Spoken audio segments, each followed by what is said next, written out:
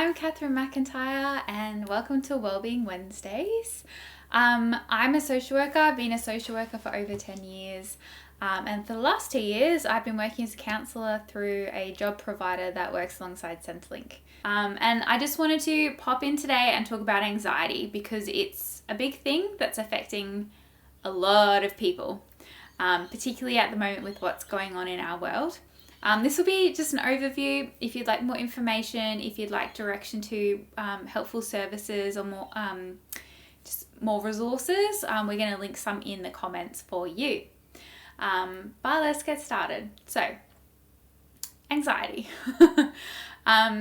Experiencing anxiety is super common, and most people don't realize how common it is. In fact, we all experience anxiety. We experience anxiety that helps us. And also, most of us will experience unhelpful anxiety in our lifetime. Basically, healthy anxiety might be experienced when we have to parallel park and there's like cars backing up behind us. When you're asking a new friend out for coffee for the first time, when someone's coming over to your house, if you vaguely remember that at all, you can like clean your kitchen and your living room like that, where normally it takes a really long time. We also experience some what ifs. So what if I don't pay my bills? What if I forget to pay my bills and my electricity gets cut off? Helps us to set that up and get that organized. What if I don't stop at the stop sign? That helps us realize, the seriousness of not following the road rules and the ramifications of that. So that's helpful, right? Short bursts of energy with an end point. However, sometimes we experience anxiety that isn't helpful, and it can be a burst of, not a burst, like energy over a long time with seemingly no end point. And that's pretty unhelpful. Unhelpful anxiety can show up at nighttime when we're trying to go to sleep. It can keep us awake. It can also involve intrusive thoughts. So those are like horrible thoughts that pop into your head. Like, what if my kid gets COVID and they stop breathing in the middle of the night? Obviously, a terrible thought, and that thought does not originate with the voice of God or the heart of God, because He is the Prince of Peace. It could also just be generally foreboding feelings like a heaviness, like a clouds over you. A lot of people explain it like that. Or just a feeling like something's about to go wrong, Many people also experience such strong reactions, like on a spectrum, but at the strong end of the scale, people end up in emergency departments because the physical experiences of anxiety are so strong they think that they're having a heart attack. So anxiety is a pretty big deal. A lot of people experience anxiety also that's attached to trauma symptoms, like car accidents, illnesses, violence. If you're experiencing flashbacks awake or asleep, like in your dreams, that's horrible. First of all, I'm so sorry you're experiencing that. It's a really good time to have a think about accessing some support, some counselling, whether that's through a mental health care plan with your doctor or privately, to work through that with them. It's actually really effective. Really, really effective. And I know this from being a counsellor myself and also having counselling working through trauma symptoms. It's extremely helpful, and you don't have to live with those symptoms. I don't experience them anymore because of the work that I've done. It's pretty cool. Unhelpful anxiety or anxiety disorders are more common in Australia than asthma. Crazy, right? And every year, at least 1 in 5 Australians will experience mental health issues. And obviously, that only represents people that are diagnosed and have, filled in the survey.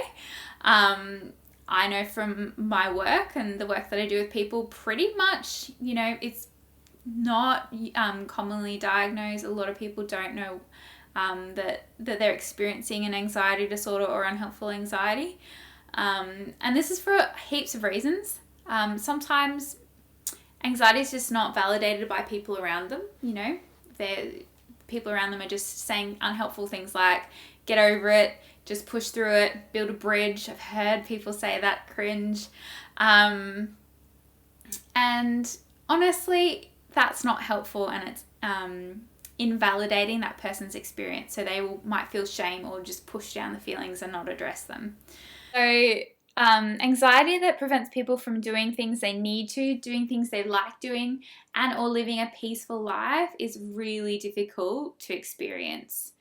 And particularly if your anxiety is linked to bad memories or trauma, your brain has actually adapted to perceive danger. So your brain is actually, even though it feels horrible and it isn't helpful, your brain is trying to protect you.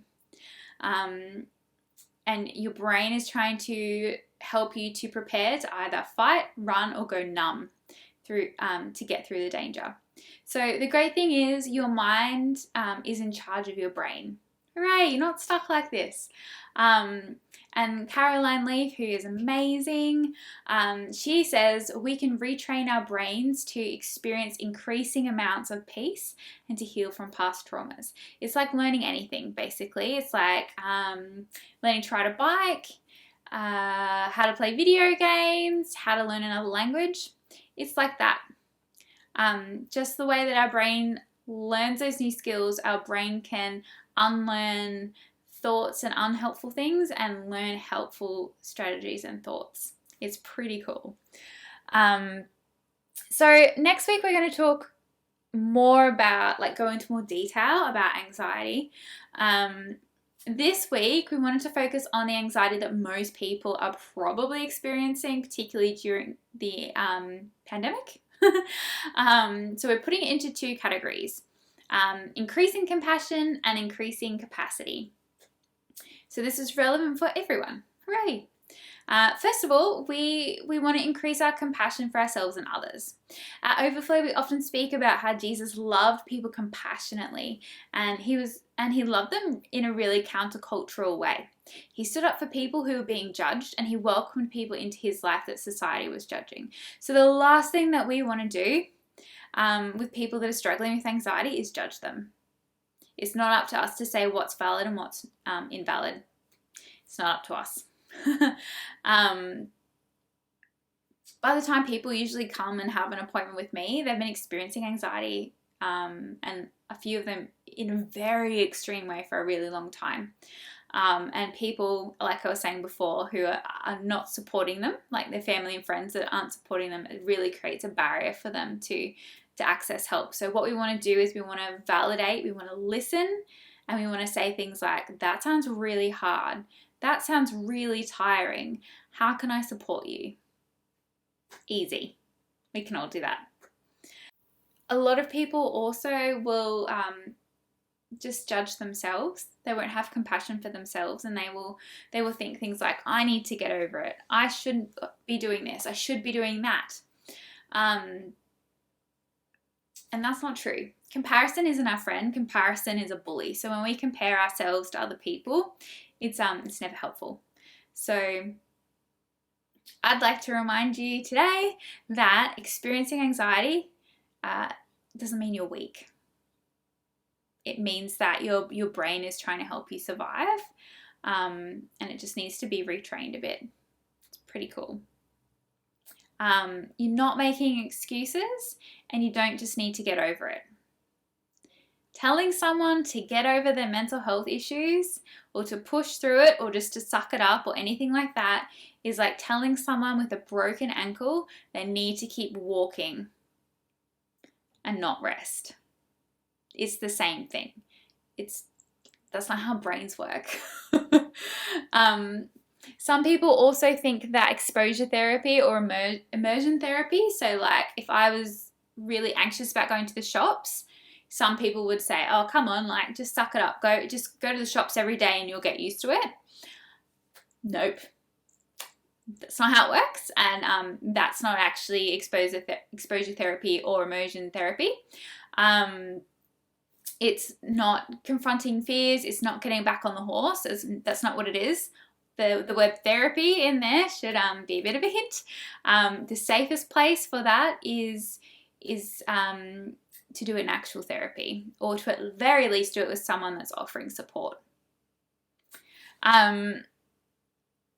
Only challenge yourself with what you feel like you're able to manage. Forcing yourself to do something that's overwhelming could create more harm, or at least be unhelpful. And to suggest that someone else do that is not kind. Okay, so we're going to move on to the next one. Increasing capacity. So the way that I like to explain this to clients is that we're all born with a backpack, right? Every overwhelming thing, every scary thing, everything that kind of leaves a mark, or things like that goes in the backpack. So as you can imagine, a lot of us, our backpacks are super heavy by this point, especially through a pandemic, right? And a lot of us don't have the skills or capacity or resources to go through that backpack and to get things out and let them go, to make our backpacks lighter. So in counseling, for example, someone like me, someone like Jim, someone nothing like me and Jim, depends on, what fits best, but they can work with you. They can support you to work through the heaviness of your backpack so you can continue on your journey without those burdens that are painful. But right now, because obviously this isn't a counseling session, there's some other ways to create capacity. So we can do small things every day that help us continue on our journey and just give us a break, give us some peace, and really begin to create a foundation for wellness in our mind and in our brain. So let me see what I've got here.